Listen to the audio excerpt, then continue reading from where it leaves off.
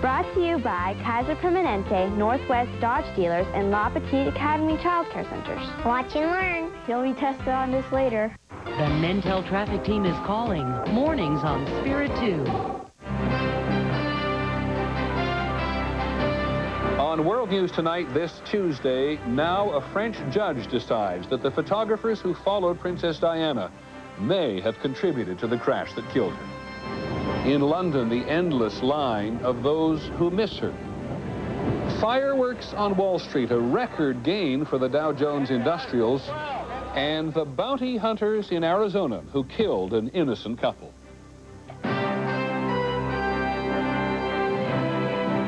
From ABC, this is World News Tonight with Peter Jennings. Good evening. We're going to begin in Paris tonight, where there is a fierce legal debate about whether the photographers following the Princess of Wales last Saturday night did, in a legal and criminal sense, contribute to Diana's death, as well as her friend and their driver, who died as well. They've been in a Paris jail ever since the accident, the photographers, and today they appeared in court. In Paris, here's ABC's Sheila McVicker. All day, a crowd waited outside the courthouse in Paris while the French judge interviewed each of the 7 photographers. The charges they now face are serious and carry jail terms of up to 5 years. The first charge, involuntary manslaughter, relates to what they allegedly did before the crash. It means the judge found evidence the actions of the photographers following Princess Diana may have contributed to the crash. The second charge relates to what they allegedly did after the accident, taking pictures instead of helping those inside the car. Under French law, failing to come to the aid of a person in need of assistance is illegal. A police report written by the first officers on the scene describes how they found the damaged Mercedes and, quote, numerous photographers shooting the right rear side of the vehicle and its open door. That was the side Princess Diana was on. They say they, quote, ran to the scene trying to move the photographers away. They resisted and pushed back the police officers while continuing to take pictures. They, quote, blocked the police officer from reaching the victim in order to assist her. The police officers say that one of the photographers swore at them and told them to, quote, leave me to do my work. Jack Firestone and his family were in a taxi traveling in the other lane right after the crash. They were questioned yesterday by French police. What I saw, what my wife saw, were photographers swarming all over this crashed vehicle. One for sure I remember because there was just so much action, literally walked around the police officer and laid on the windshield, right on the windshield of the car, and was taking pictures. But lawyers acting for the photographers say they are being railroaded, that the charges against them are more about appeasing public opinion than justice. And the lawyers say the fact that the driver was drunk should mean there is no case against their clients. And Peter, there is some new information tonight about that driver, Henri Paul. He was off duty on Saturday and was called to the hotel when people there realized the photographers were gathering outside. It's not yet clear where or when he was drinking, but the judge today decided that regardless of his drunkenness and the speed at which he was driving, the photographers have a case to answer for. Peter? Sheila, we're everybody, I think, still fascinated with the car. What do you know in Paris tonight? Well, yesterday there were a lot of reports from police sources that the car may have been traveling as fast as 121 miles per hour, that the speedometer was in fact stuck at that speed. Today, police sources are saying that the speedometer is in fact at 0, and while the car was traveling fast, clearly above the speed limit, they do not believe it was 121 miles per hour, and it's not yet clear how fast it was going. Peter? Okay, well, we're going to take this a little farther, if we may, Sheila, on this business of how fast the car was going. Until the final tests are done, it is a matter of speculation. But ABC's Lisa Stark, who covers safety for us, has been talking to some crash experts, a lot of them today.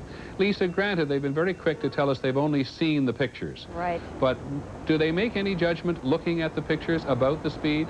The experts I've talked to, Peter, say they do not believe this car was traveling over 100 miles an hour.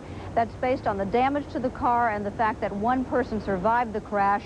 They say the range is more likely in the 50 to 90 mile per hour range. And do they tell us the speedometer means anything after a crash? They say the stuck speedometer means nothing. It's the first thing they learn that doesn't indicate how fast the car was going. And we have seen all sorts of various sort of make-up pictures of what might have happened, including the car rolling over. What do they think?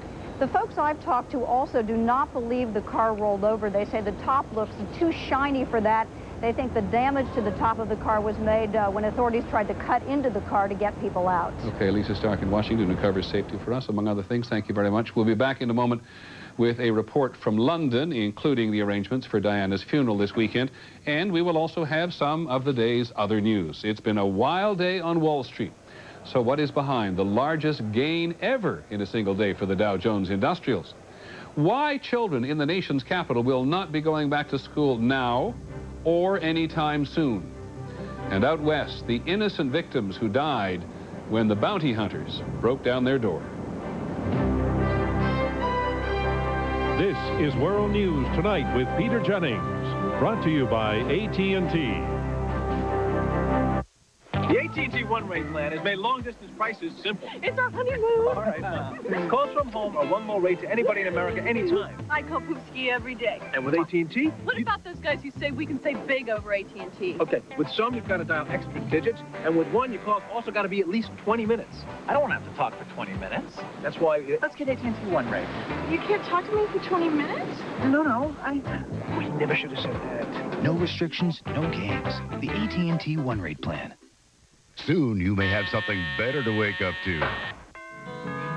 You're a winner in the Publishers Clearinghouse Sweepstakes. And I don't look good. Starting September 24th, the Prize Patrol will wake up a new winner every morning for a month. No, I must be dreaming. Here, the Prize Patrol. That's 30 winners in 30 days. And here I am in my old house coat. You could wake up to thousands, even millions of dollars. Enter the Publishers Clearinghouse Sweepstakes today, and soon you could wake up a winner. Heart and soul, I fell in love with you. For generations, Quaker oatmeal has made folks feel good about themselves every morning. The FDA confirmed that soluble fiber from oatmeal as part of a heart-healthy diet may reduce the risk of heart disease.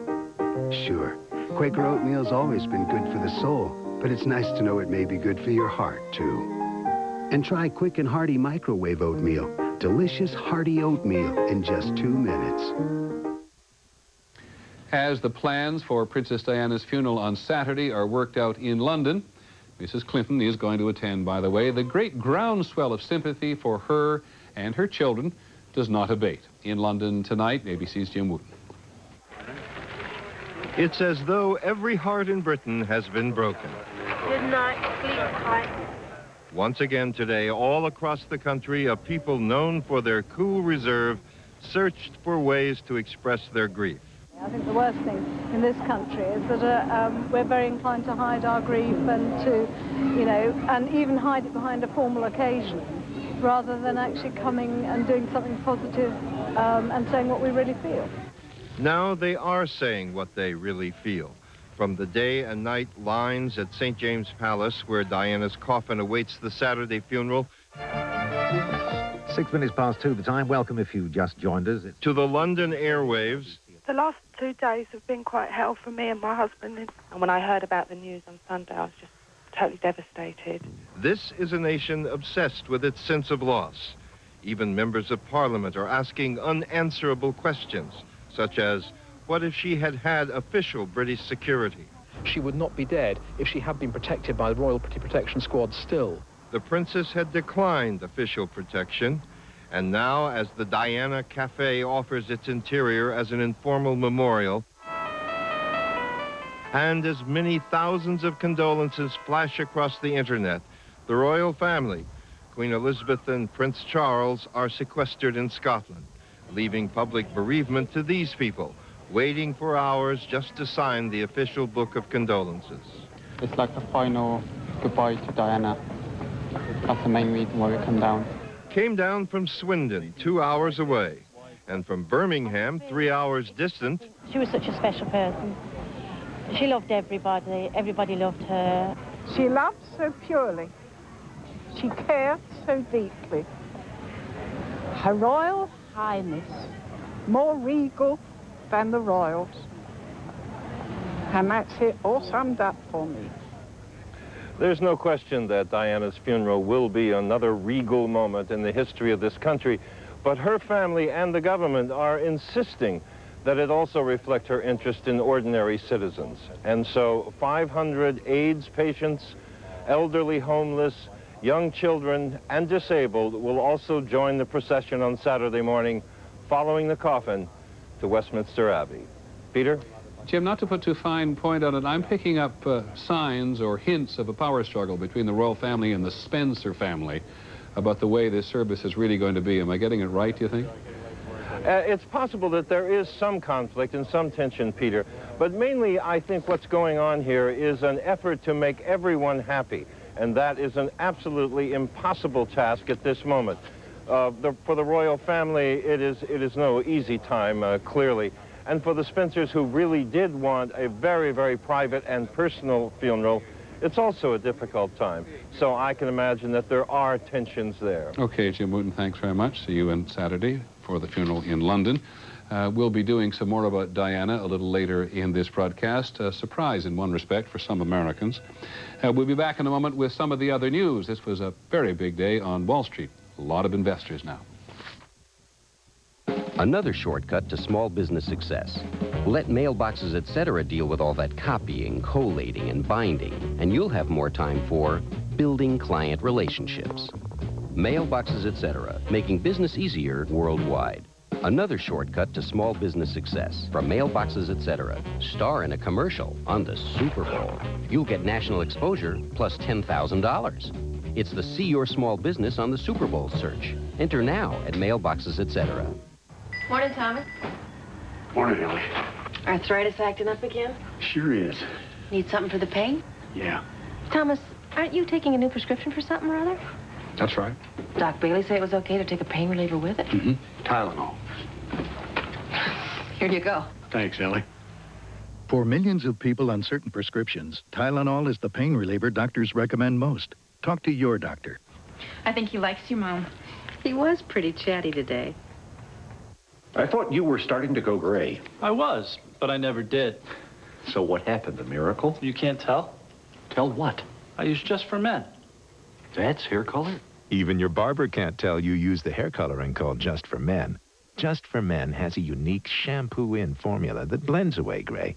Apply, then rinse in just 5 easy minutes, and it matches your gray to your natural color. I never would have guessed. Just for Men. So natural, even your barber can't tell. It's in all of us, the basic human instinct to protect the lives we build.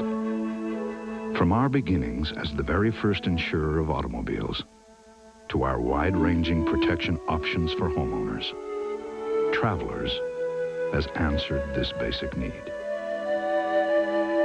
What we all want is what Travelers Property Casualty provides. Something to hold on to. Tonight on Nightline, Diana in her own words as she launched her campaign against landmines. Diary of a Princess. The first time broadcast in America, a Nightline exclusive, followed by Politically Incorrect tonight.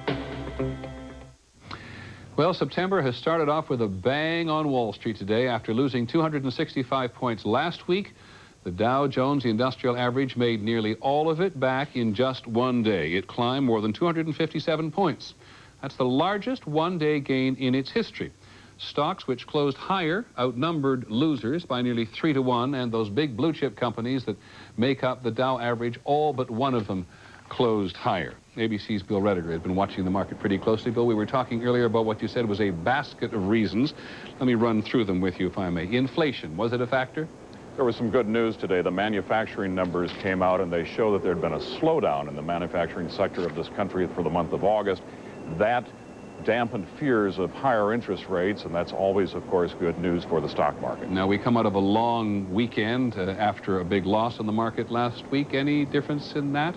Sure, everybody was back to work. All those traders and analysts were shopping around looking for bargains. They found them, and that pushed the value, or the price rather, of various stocks up. Two good examples, Coca-Cola and Gillette, were both up after being way down last week. Now, I came back from London this morning and couldn't help but notice the overseas markets are suffering. Are we getting overseas investors in the market here? Quite a bit of it, and most of it's coming from the markets in Southeast Asia, Singapore, the Philippines, Indonesia. That money is finding its way from overseas accounts into this economy and into this market. Okay, Bill Rediger, thanks very much. Very big day on Wall Street. Well, now that Labor Day has come and gone and summer essentially over, most of America's 53 million children are back at school today. But 14 million students have returned to school buildings that are by any definition deplorable. The government says that 1/3 of America's public schools need extensive repairs or should be replaced altogether. That is more than 25,000 schools, and the cost of fixing the schools will be more than $112 billion. The situation is particularly bad in Washington, D.C., where classes have had to be put off for 3 weeks just to make the schools safe enough for the children. ABC's Jackie Judd has that story. In a city accustomed to school crises, too much violence, not enough books, and on top of that, decrepit classrooms, the failure to open schools today sends some students and parents over the edge. We're here because our children should be in school today. The school authority hasn't taken responsibility for them. Schools are closed because of safety violations. More than 50 need their leaky roofs repaired or replaced. And until that's done, a federal judge won't permit the students back in. I think it's terrible how they put off all the repairs until the end of summer. Officials first had to find the money for the repairs and then find contractors willing to work for a financially strapped city that doesn't always pay its bills on time. Opening day is now September 22nd, 3 weeks behind schedule. But Mayor Marion Barry speculated it could be even later. But I'm not sure that all the roofs will be repaired by 22nd. For now, summer recreation programs are being extended. Dozens of students will intern on Capitol Hill. And in one neighborhood, the PTA is paying teachers' aides to try to get some learning in. There's a lot of frustration, and I think that the system is far from fixed. This is the third time in 4 years that some or all of Washington's schools fail to open on time. In a city beset with problems, it's just one more thing they didn't need. Jackie Judd, ABC News, Washington. There is some news about smoking today, which is going to depress people who thought their risk of developing cancer would go down over time if they quit. Researchers at Columbia University in New York say that more than 40% of stomach cancers can be blamed on smoking, and even after quitting, the risk remains high for at least 30 years. And there's bad news about children's eating habits today. A new study in the magazine Pediatric reports that only 1% of children up to the age 19, 1%, meet the federal guidelines for a healthy diet. Here are some of the guidelines. 6 to 7, 11, or 6 to 11 rather, servings of grain each day, 2 to 4 servings of fruit, 2 to 3 servings of dairy products, 5 to 7 ounces of meat, and 3 to 5 servings of vegetables. How many of your children get that? When we come back, they are facing murder charges, but who is really controlling the bounty hunters?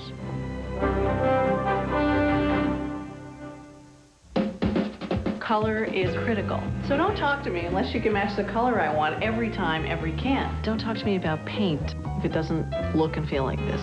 Don't talk to me about paint prices if I can't get the color and the help that I want. All the pros will tell you doing it right the first time costs less than doing it over. Do not talk to me about paint unless you're a Benjamin Moore dealer talking about Benjamin Moore paint, because now you're talking about the best for my house. Benjamin Moore, the best advice, the best paint. Hey, I can't help it. I like the best. We're asking baseball fans to try Wheaties, the breakfast of champions. That's the first time I had them in a long time. They taste terrific. They're good. They really are. I'd get them. Try the championship taste of Wheaties. You better eat your Wheaties. Today is March 23rd, or August 12th, or December 4th. It does not matter what today is. While others dwell on the events of one today, our mutual funds stick to long-term strategies that seek performance through discipline. Strategies that understand one today does not a retirement make. We do not live for the day. We are in it for much longer than that. AIM. Invest with discipline. Unchain my heart, and baby, let me go. Unchain my heart, 'cause you don't love me no more. Eldorado Touring Coupe with the 300 horsepower Northstar system. Isn't it time you live without limits?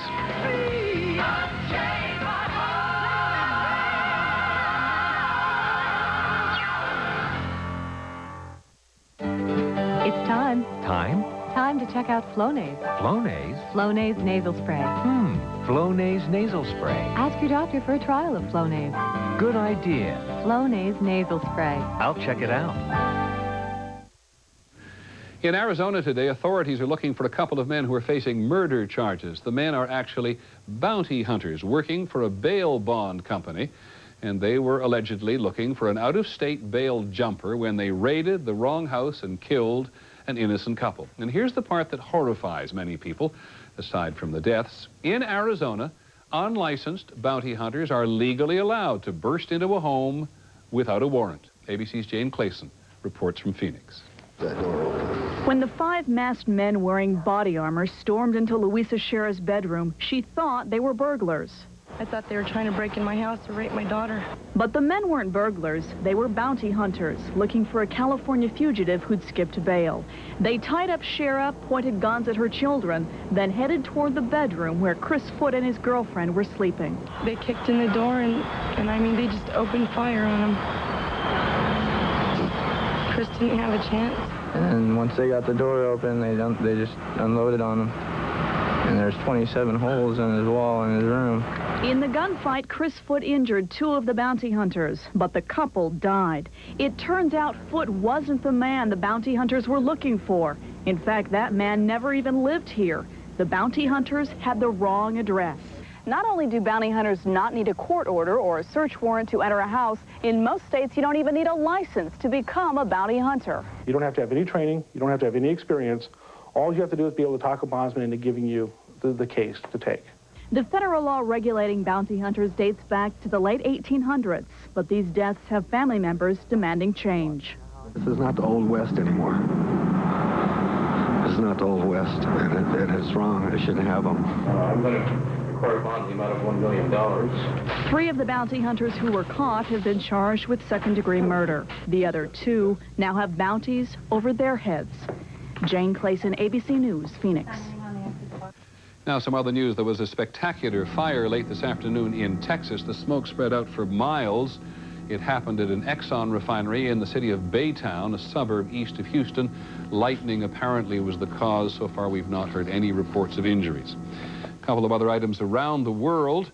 The UN War Crimes Tribunal is investigating what could turn out to be one of the largest mass graves in Bosnia. 300 Muslims and Croats may have been buried deep in underground tunnels. They're thought to be civilians evicted by Serbs from their villages near the northwest city of Bihać. And police in Switzerland are investigating one of the largest robberies ever. 5 armed men pulled up at the Zurich post office yesterday and got away with several crates of cash meant for a bank next door. To be precise, $37 million in all.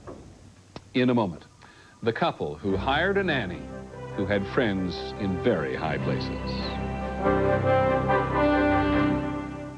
My arthritis pain kept waking me up, so I called my doctor. He recommended capsaicin, the ingredient in Capsaicin P. It's the topical analgesic ingredient doctors recommend most for arthritis pain. I don't want to live with pain, and I don't have to. Capsaicin P. You are what you eat. You are also what you feel. What you think, what you do. You are what you say and what you hear. Oh, Mom! What you give and what you take. Take Nature Made vitamins because everything in life helps make you what you are. Nature Made, recommended by pharmacists, made for a lifetime.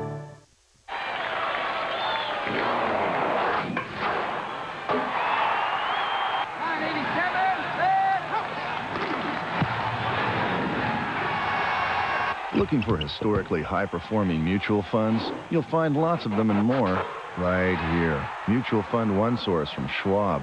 600 funds, no loads. Call for the select list free or get it all online at schwab.com right now. This is investing the way it should be. There are those among us with very simple tastes. They only want the best. And for them, there's Fancy Feast gourmet cat food. Exceptionally moist and delicious. Fancy Feast. Good taste is easy to recognize. Hi, I'm Steve Dunn. Stay tuned for Channel 2 News at 6:30. Thousands are out of work today as Kaiser employees hit the picket lines. We'll show you how patients are affected by that walkout. And an old crustacean gets a new lease on life. Next. Now, to close tonight, to return to the Princess of Wales tragedy, a judge in Paris has decided there is enough evidence to accuse the 7 photographers who followed Princess Diana of contributing to the crash that killed her. And in London, thousands of people continue to line up, some waiting 7 hours to pay their respects at various locations. Finally, from us this evening, Proper Nannies, which is actually the name of a nanny service in London. This is really about the American couple which went to London and needed someone to look after their young child. So they checked around and they hired a young girl who clearly loved children. Here's ABC's Antonio Mora. This was the nanny, a shy 19-year-old who loved working with children. I only worked 3 days a week at kindergarten, and the other 2 I looked after an American baby boy. That American boy was Patrick Robertson. His parents, Pat and Mary, had moved to London in early 1980. They needed a nanny. We never knew until much later on that she, had a title or personal wealth. She just came along as a normal part-time nanny. They found out she was Lady Diana Spencer by accident. Once it was clear that she was an aristocrat and we were just working-class Americans, she just continued to smile and do as I ask and look after Patrick. She was wonderful. It's just hysterical that I paid, Princess Diana $5 an hour to babysit for me. Just cash, of course. 7 months after Diana began working for the Robertsons on this London street, everything changed. Diana came to Mary, saying a crowd of reporters was outside, waiting for her. I asked her why, and she said she'd spent the weekend up at Balmoral with Charles. But she specified, and it was adorable, but he didn't ask me, his mother did. This picture of Diana with Patrick was taken by a photographer that day. It was the beginning of her relationship with the press.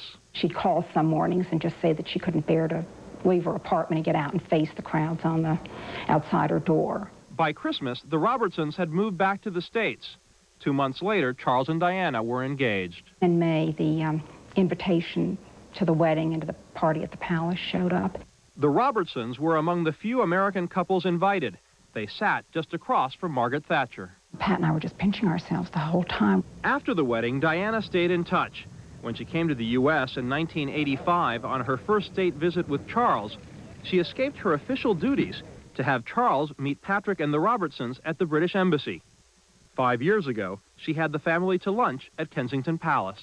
And she just came bursting through the door, and I sort of said, gosh, shouldn't I curtsy or do something? And she said, absolutely not. I loathe formality, and just came over and gave me a big hug. It was the last time they saw her. Just as it looked as if maybe she was going to get a little peace and quiet and privacy, it just seems so outrageously unfair. And so this family grieves in a special way for a nanny named Diana, whose references were fit for a queen. Antonio Mora, ABC News, Morristown, New Jersey. The sweet memories, the sad memories. We will, of course, be back in London at the end of the week for her funeral on Saturday, which we'll cover live. And later this evening on Nightline, Princess Diana in her own words on the subject of landmines. I hope you'll join us tomorrow. I'm Peter Jennings. Good night.